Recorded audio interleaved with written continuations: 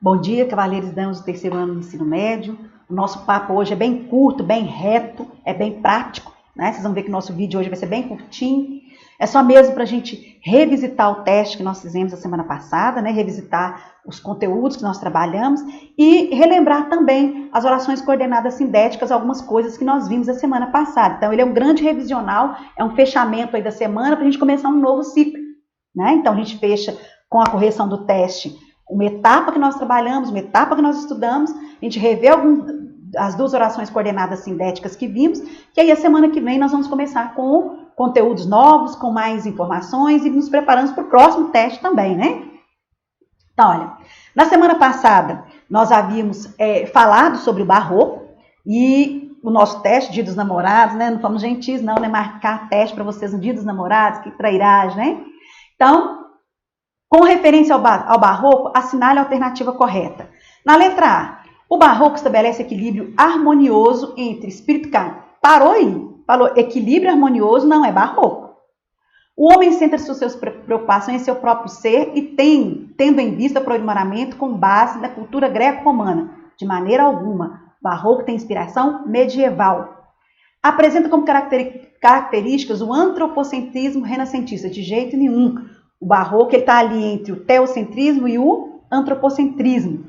A arte barroca é vinculada à renascença, também não, né? Até porque a renascença revisita aos clássicos, então não é o caso do barroco. O barroco caracteriza-se pelo conflito? Sim. O uso de hipérbolas, de metáforas, antíteses e paradoxos. Essa é a essência, é a literatura em conflito.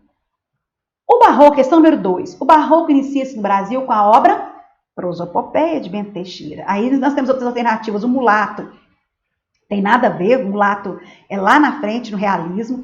Memórias de um sargento de milícias também não tem nada a ver. O alienista, nada a ver. E Sermões de Padre Vieira, embora seja barroco, mas não é o que inicia o barroco.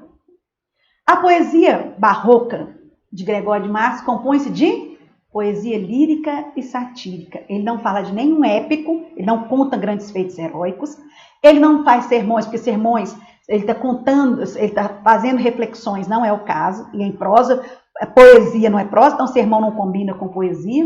Oratórias e cartas também é prosa, não é poesia. Crônicas de teatro também é prosa, não é poesia.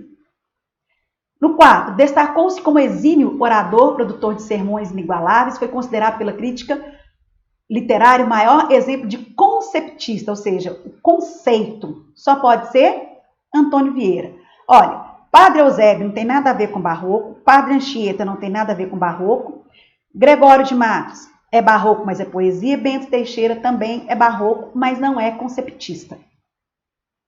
Aí nós temos um poema do Gregório de Matos, né? E aí no poema há presença clara e predominante de quê? De antíteses, dia e noite, vida e morte, correto? Dentro do teste de português, nós trabalhamos as funções de linguagem, nós tivemos aí, olha, ação de educação ambiental, né? Um passeio pelo shopping é um ponto de coleta permanente de óleo de cozinha. Não vou ler todo o cartaz, não. Na campanha publicitária, a principal estratégia para convencer o leitor a fazer reciclagem do óleo é a utilização da linguagem como argumento para que ele usou a linguagem? Para a gente fazer um descarte correto do óleo, nada mais isso. Né? Porque a pessoa saiba que ela precisa descartar o óleo. Depois nós temos aí um texto sobre autismo, que é muito importante, um tema atual, que deve ser discutido, que deve ser muito falado.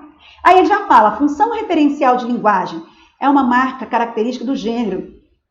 Resumo, artigo acadêmico. Nesse texto, a função é estabelecida pelo quê? Ou seja, o que tem no texto que me prova que ele está usando a função referencial? A objetividade e as informações. Ele é impessoal, ele organiza o texto de maneira objetiva e ele está trazendo informações. Depois nós temos aí, aplicativo para celular ajudam cegos com tarefas e desafios do dia a dia. Por apresentar peculiaridades de acordo com a intenção e com a emissora, a linguagem apresenta funções diferentes. Aqui nós falamos, nós temos 6 funções de linguagem diferentes, cada uma com a sua intencionalidade. Nesse trecho, também falando de função referencial da linguagem, porque há no texto o quê? Informação. Gente, falou de função referencial de linguagem, não precisa ficar viajando muito não. de cara você já vai na informação. Na questão número 4, o ato de escrever.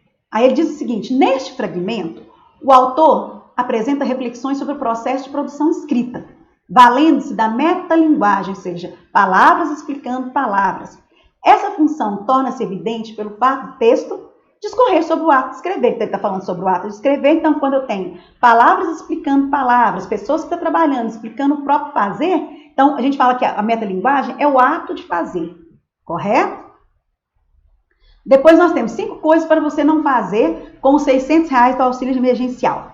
O texto tem intenção educativa. Nesse viés, além do foco no interlocutor, que caracteriza a função conativa de linguagem, predomina também a função referencial que busca o quê? Qual que é a essência, gente? Informação.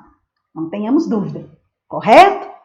Só para refrescar a memória aqui, em 3 minutinhos, bem rapidinho.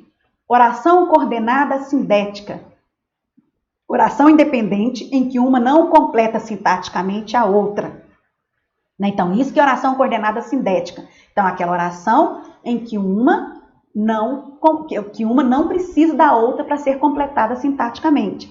Por que ela é sindética? Porque ela tem conectivo. Aí eu tenho conectivo. Pode ser aditiva, da ideia de adição, adversativa, ideia de oposição, alternativa, ideia de escolha, conclusiva, conclusão, explicativa, a própria explicação.